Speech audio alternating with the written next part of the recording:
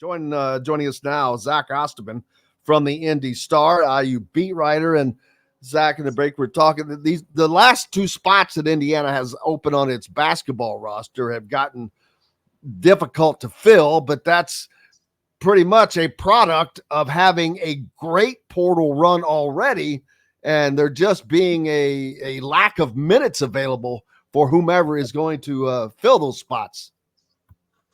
Yeah, I mean, we knew that this was going to have to kind of be the way it went for Indiana, that after they made the big moves they needed to make, and there were a lot of them, to be fair, and to their credit, I think Indiana, time will tell whether Indiana, quote unquote, nailed them, but, every player Indiana's signed and confirmed to this point makes sense in a different way for next year's team. But we knew, kind of, especially after Luke Goody, when you sort of said, okay, there's probably two or three guys on this team that are going to be, you can project to be more consistent 3-point shooters next season than they were last season, but they still need that one guy that is just kind of like he walks in the door shooting 40%, whether he starts, whether he comes off the bench in a big role, he gives you that dimension, that dynamic as soon as he hits the floor.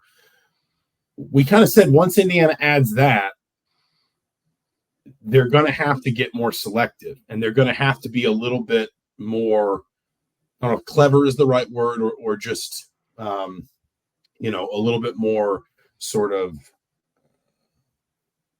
pliant, I guess, maybe, around the idea that they know they're not handing out big roles with these last two spots. And most guys don't go into the portal looking for fewer minutes. Now, you can. I mean, we've seen, I think, some pretty intense links to Langdon Hatton, the transfer from Bellarmine.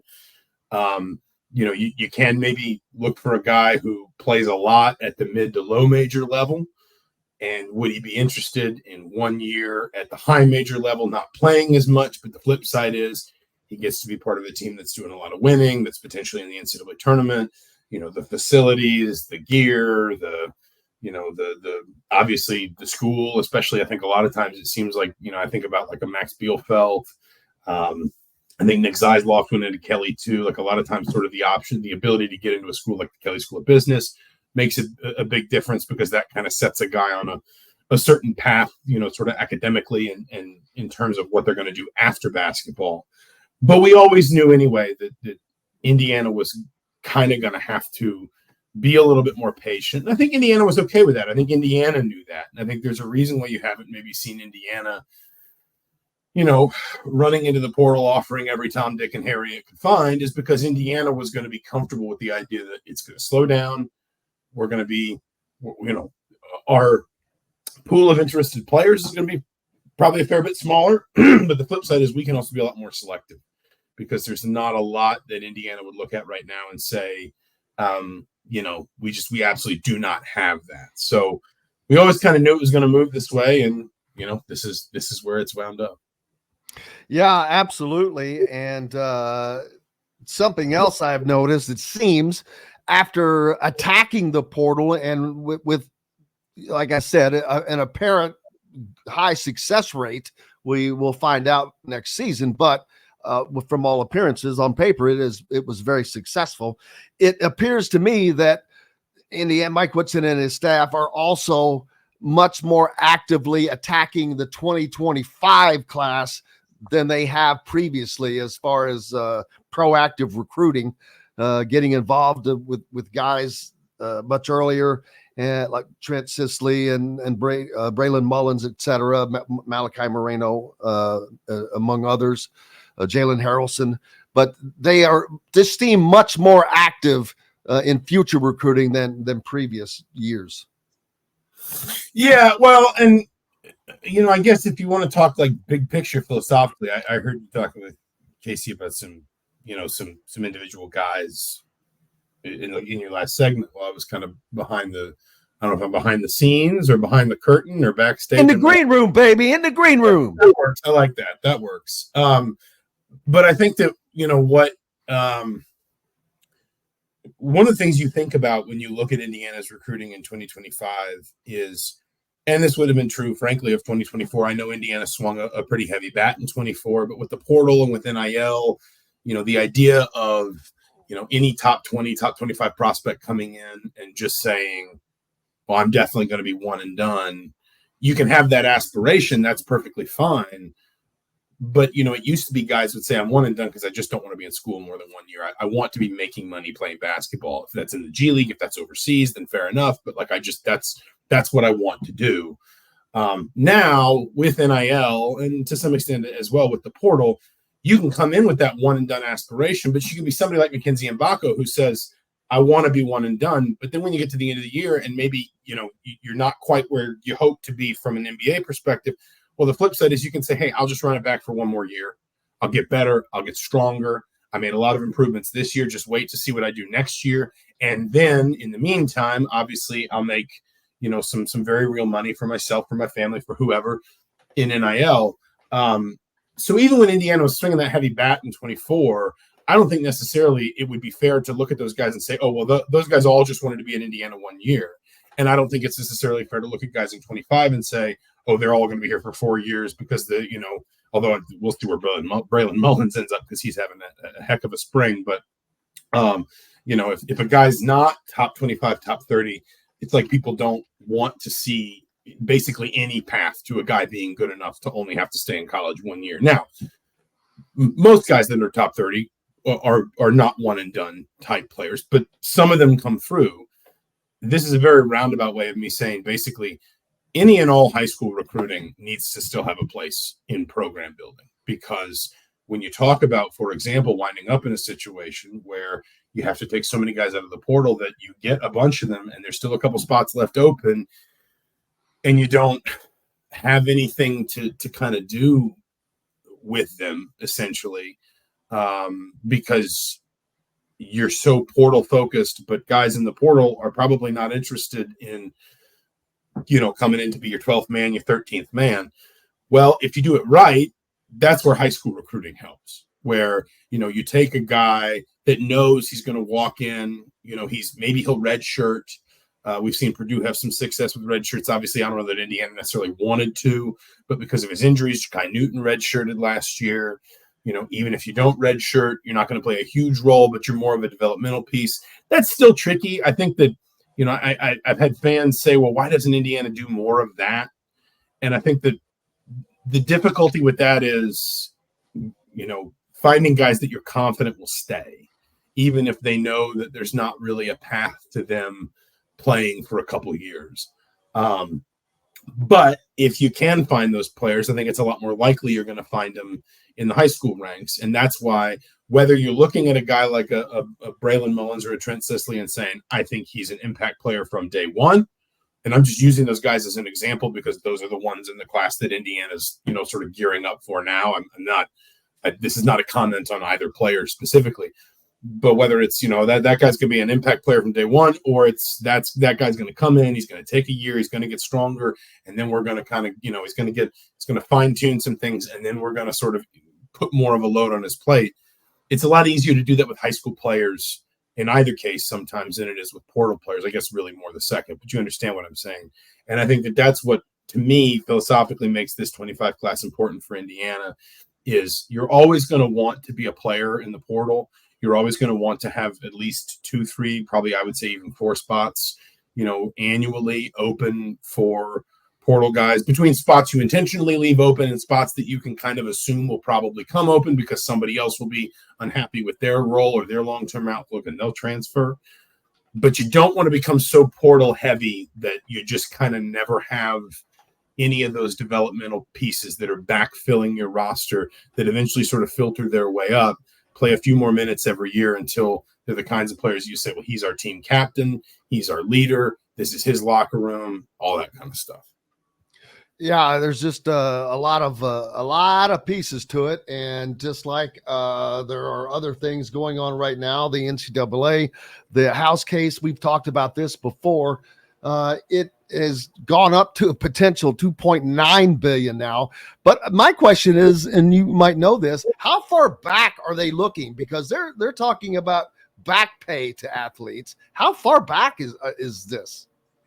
That is a good question. I want to say it is to 2016 is when it is. I think that is when the lawsuit maybe first kind of hit the books. And obviously these things go through all kinds of, the way this stuff works is you have to file it in a certain jurisdiction, which means obviously you have to have plaintiffs that fit that or whatever. And I believe her name is Claudia Wilkins, is the judge that everyone Claudia Wilkin.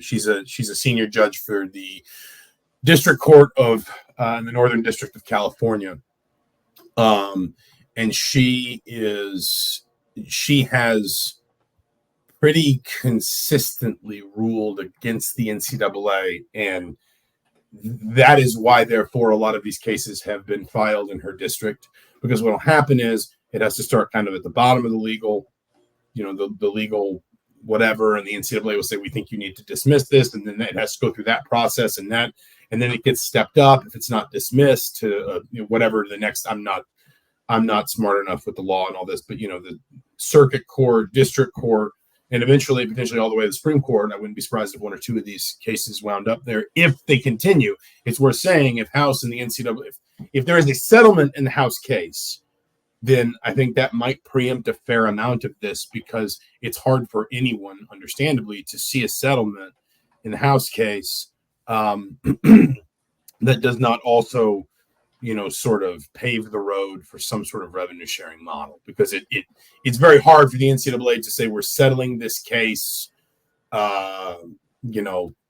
we agree to pay this and whatever, but we still reject the idea that these people are employees. These athletes can be classified as employees. So there's kind of a lot of things going on. There's also a movement in a bit of movement in at the federal level around possibly building something that would allow some sort of mechanism within, obviously, legislation that would allow athletes to collectively bargain but still not be classified as employees. And there are actually some arguments for that benefiting athletes, that, because you also kind of don't want to wind up in a place where athletes can be subject to termination, and that it would, that the relationship between athletes and schools and athletes and coaches would automatically be better for athletes if athletes were employees. That's not, I think I would probably say it would be better for athletes than, what it is now, certainly at very least what it was 5-10 years ago. But I think there are more drawbacks to that than people think. It's not as simple as they're all classified as employees. They get to collectively bargain. They get, health care and pensions and paychecks, and that's it. There would be some complications on the other side and some downsides to the athletes, not least the fact that, frankly, if we get to a revenue sharing model, and everyone thinks we will somehow or another, whether it's House or it's the NCAA or it's Congress or whatever, these big NIL numbers that you're seeing thrown around right now, they will stop.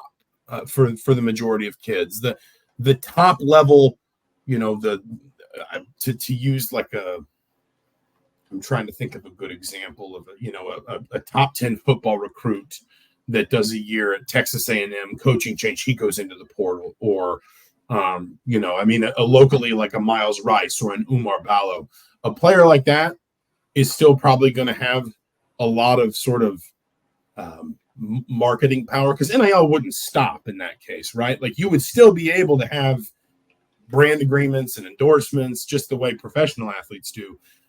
But because suddenly there would be this mechanism for athletes being compensated kind of across the board, it would not be this sort of like open, sort of market of just like, I'm going to go in and I'm going to get as much as I can, and that's where I'm going to go. Athletes are getting more now, I would say, on balance in the revenue sports, football, maybe women's basketball, certainly men's basketball, than, on average, than they probably will do in a revenue sharing model. The difference is, in a revenue sharing model, number one, everyone in theory gets something, and number two, there is a relative sort of guarantee of, fairness, at least insofar as like numbers will be collectively bargained and pay will be collectively bargained and other benefits and things like that, medical care and stuff like that. So, I mean, all of this comes with so many complications and layers, and like you start to talk about it, but you start to talk about it and you just backtrack so much, and it's easy to get confused. I talked to a class, I guess it was probably like about a year and a half ago, and a lot of people were asking me about the Alston case and how it affected NIL. And I think a lot of people have felt this, that you have to stop and say Alston's not NIL. Alston is university compensation to athletes. It's not name, image, and likeness. But it's so easy to conflate these different things because they all do kind of have the same source. And I think what everyone is hopeful of, one of the reasons why I think the college governance apparatus, if you want to say the NCAA, the conferences, et cetera, have pushed Congress so hard. Everyone would like a solution that cleans as much of this up as possible. And then we can start dealing with the individual smaller kind of complications around the edges. There's a hope that maybe settling the House case and that settlement, something from that emerging that looks like revenue sharing, there's a hope that that might also potentially sort of move us in that sort of direction of cleaning up a large portion of this all at once. But we'll see. Hello, everybody. Jim Coyle with Indiana Sports Beat Radio, and thank you for enjoying our content and videos. And make sure you hit that subscribe and notifications toggle so you don't miss out on anything, whether it's Indiana Hoosiers, the Boilers, the Colts, the Pacers, Indiana high school action, whatever's happening in sports. We're trying to bring it all to you, and make sure you don't miss out on a thing. Again, hit the subscribe button for us. Helps us out a ton. We appreciate each and every one of you. Thank you so much.